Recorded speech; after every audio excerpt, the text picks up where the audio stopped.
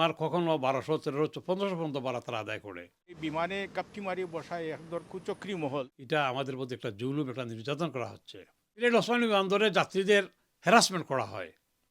যে দুর্নীতি হয়, এই দুর্নীতির সব টাকাটা তারা সিলেট থেকেই আদায় করাচ্ছে। আন্দোলন ছাড়া আজ অবধি সিলেটবাসী কোনো দাবি আদায় করতে পারে না। দেশে বিদেশে দুর্বল আন্দোলন গড়ে তোলা হবে। আমরা অসুস্থ আন্দোলনে ডাক দিব।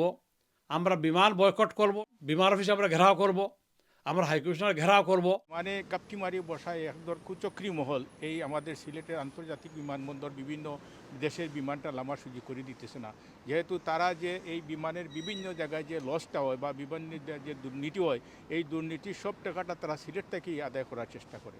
তো আমরা আর মনে হয় যে সিলেটবাসী ঐক্যবদ্ধভাবে যেভাবে আমরা সিলেট বিভাগের দাবিটা আদায় করছিলাম, ঠিক সেইভাবে ঐক্যবদ্ধভাবে একটা কমিটি করে প্রবাস থেকে, বিশেষ করে প্রবাস থেকে যদি আমরা এই দাবিটা উত্থাপন করা হয় যে আমাদের সিলেট বিমানবন্দরে, যেহেতু এটা আন্তর্জাতিক বিমানবন্দর, চট্টগ্রাম আন্তর্জাতিক বিমানবন্দরে 3টা বিদেশি বিমান নামার সুযোগ করে দেওয়া হচ্ছে, আমাদের সিলেট আন্তর্জাতিক বিমানবন্দরে কেন দেওয়া হবে না? এই আন্তর্জাতিক বিমানবন্দর যদি বিভিন্ন বিমান যদি আন্তর্জাতিক বিমানবন্দর সিলেটে অবতরণ করে, তাহলে এই বিমান কর্তৃপক্ষ দেখবেন তাদের সার্ভিস, তাদের এই ভাড়া সব কিছু একটা মিনিমাম পর্যায়ে নিয়ে আসবে। তো এই ক্যাম্পিংটা করতে হবে। বিশেষ করে আমি মনে করি লন্ডন এবং প্রবাসে যারা থাকেন, এখান থেকে যারা টিকিট বিক্রি করেন, আমার মনে হয় যে ট্রাভেলস এজেন্সির কাছে যারা তাদেরকে যদি ঐক্যবদ্ধভাবে আমরা এখানে নিয়ে আসতে পারি যে আমাদের এই সিলেটের আন্দোলনে এখন সিলেটবাসীরা ঐক্যবদ্ধ এবং ওরা নিষেধ দিচ্ছেন যে আমরা সিলেটে বিমান যাতে না কাটি।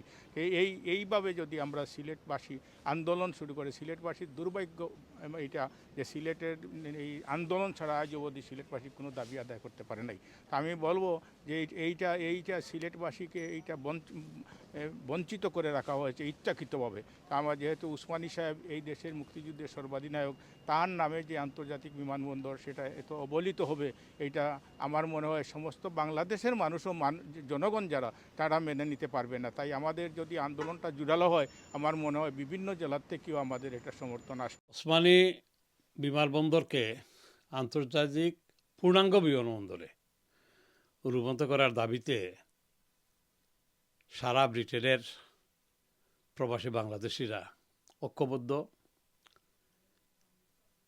বিগত 22 বছর ধরে সিলেট ওসমানী বিমানবন্দর আন্তর্জাতিক বিমানবন্দর হয়েছে, কিন্তু এটা এখনও পূর্ণাঙ্গ বিমানবন্দর হয় নাই। একমাত্র বিমান ছাড়া অন্য কোনো এয়ারলাইন ওসমানী বিমানবন্দরে ল্যান্ডিং করতে পারে না, ওঠানামা করতে পারে না। এটা আমরা মনে করি সিলেটবাসীদের এটা বৈষম্যমূলক আচরণ। একমাত্র বিমান লন্ডন ও সিলেট ফ্লাইট করে এবং বিমানের ভাড়া অত্যধিক। বিমান কখনো 1200, 1300, 1500 পর্যন্ত ভাড়া তারা আদায় করে হলিডে মৌসুমে। এটা আমাদের প্রতি একটা জুলুম, একটা নির্যাতন করা হচ্ছে। প্রবাসী বাংলাদেশিরা মনে করেন যে সিলেটদের জিম্মি করে বিমান আর্থিক ফায়দা লুটছে। এখন সবার দাবি হলো যে যেহেতু চট্টগ্রামের শাহ আমানত বিমানবন্দরে আন্তর্জাতিক ফ্লাইট ওঠানামা করে, তবে সিলেট ওসমানী বিমানবন্দর কেন ফ্লাইট ওঠানামা করে না? এটা সিলেটের বৈষম্য আচরণ। আমরা আরও ক্ষুব্ধ যে 2020 সালে ওসমানী বিমানবন্দরে নতুন টার্মিনালের কাজ শুরু হয়েছিল। সমান সময়ে ঢাকার নতুন টার্মিনালের কাজ শুরু হয়ে এটা শেষ হয়ে সাবেক প্রধান উদ্বোধন করে চলে গেছেন, কিন্তু আজ পর্যন্ত সিলেট ওসমানী বিমানবন্দরের নতুন টার্মিনালের কাজ শেষ হয় নাই।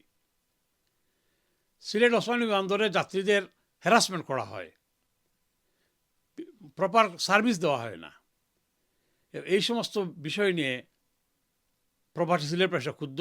আমরা সিদ্ধান্ত নিয়েছি যে যদি ওসমানী বিমানবন্দরকে পূর্ণাঙ্গ বিমানবন্দরের সুবিধা দেওয়া না হয়, অন্যান্য এয়ারলাইন ল্যান্ডের সুবিধা না দেওয়া হয়, এখানে হয়রানি বন্ধ করা না করা হয়, তাহলে দেশে বিদেশে দুর্বল আন্দোলন গড়ে তোলা হবে। ইভেন প্রয়োজনে আমরা অসুবিধা আন্দোলনে ডাক দিব। আমরা বিমান বয়কট করব, সোনালী বয়কট করব। গতকাল কমিউনিটি নেতৃবৃন্দের বিভিন্ন স্তরে সবাই এসেছিলেন, সবাই বলেছেন যে আর সহ্য করা যায় না সিলেটবাসীর মধ্যে এই যে বৈষম্যমূলক আচরণ, এই আচরণের বিরুদ্ধে আমাদের লড়াই করতে হবে, আচরণের বিরুদ্ধে আমাদের সংগ্রাম করতে হবে।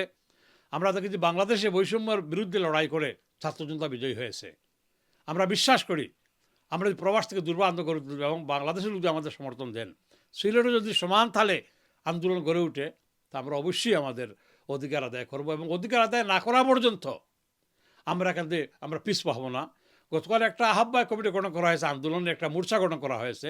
সর্বজনীন নেতৃবৃন্দের নিয়ে, সেটা আমি আহ্বায়ক তা আমাকে দায়িত্ব দিয়েছেন। প্রবাসী সিলেটবাসীর দাবি দেওয়া আদায়ের জন্য আমার শেষ বয়সে সর্বাত্মক চেষ্টা আমি যাব। আমরা বর্তমান ইন্টারিম গভর্নমেন্টে বাংলাদেশের ওখানে ডেলিগেশন প্রেরণ করব। আমরা সরকারের বিভিন্ন পর্যায়ে আমরা লবিং করব। আমরা বিমান অফিসে আমরা ঘেরাও করব। আমরা হাইকমিশনার ঘেরাও করব। এবং সে লাস্ট কিছু যদি না হয় তাহলে আমরা অসুবিধা আমরা ডাকবো।